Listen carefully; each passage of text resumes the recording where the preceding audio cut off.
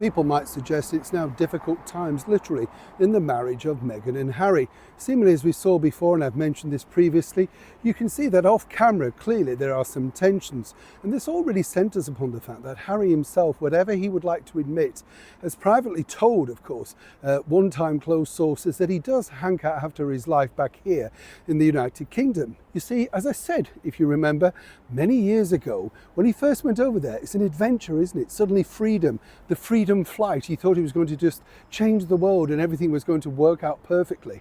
Reality kicks in, 2 children, his children, of course, came into his life, and things have to be different. But of course, then you realise what you've given up and what you've decided to walk away from.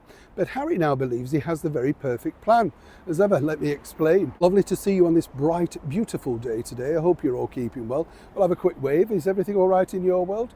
Just nod. Yeah, you're dropping off. Just don't worry, just nod. Yeah, I can understand. Yes, don't worry.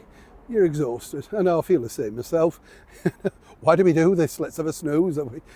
Well, you already are snoozing. How dare you? But seriously, when you think about things, it's true, isn't it, in life? You think everything's going to be marvellous, you start a new idea, and then, of course, reality kicks in. And when you think about it, it's a very different life, isn't it, for somebody like the former royal known as Prince Harry, seemingly because everything has been done for him. Courtiers got his clothes creased and ironed and everything like that.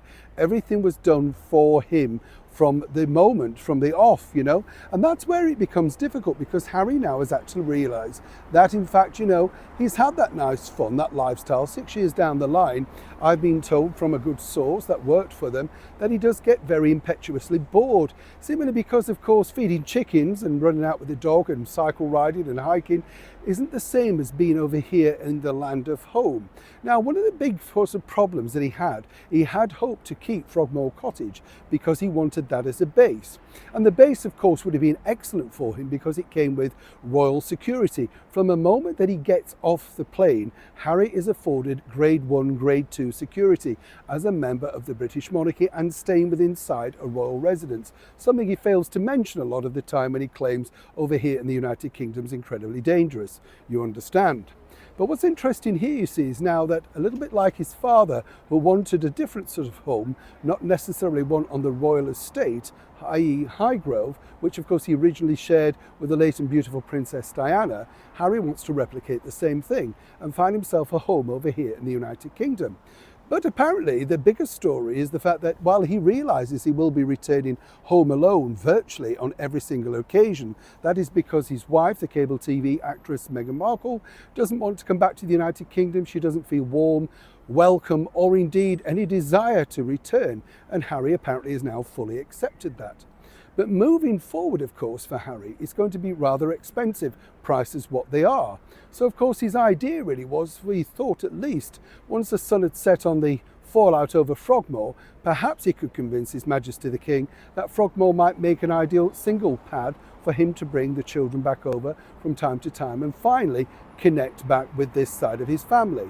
But of course, now we know that His Majesty the King really wanted to put in his younger brother Prince Andrew inside Frogmore Cottage. And this has really made Prince Harry very, well, shall we say, difficult, because now he's going to snap open his wallet, he will have to find a property, and then of course there are other problems ensuing with that.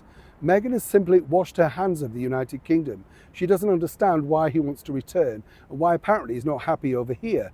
Apparently, though, friends don't wish to pop over to Montecito for fear of, well, shall we say, the frost, the chill, the, well, shall we say, lecturing, apparently, of Meghan Markle. And as ever, we have to say, allegedly.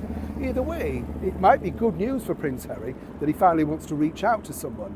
But on the other side of the coin, can he now afford those London prices? And will he have to do another book or another revelatory sort of TV series in order to afford it? It's moving along nicely, and when I know more, you'll know more. Neil Sean in the very heart of London.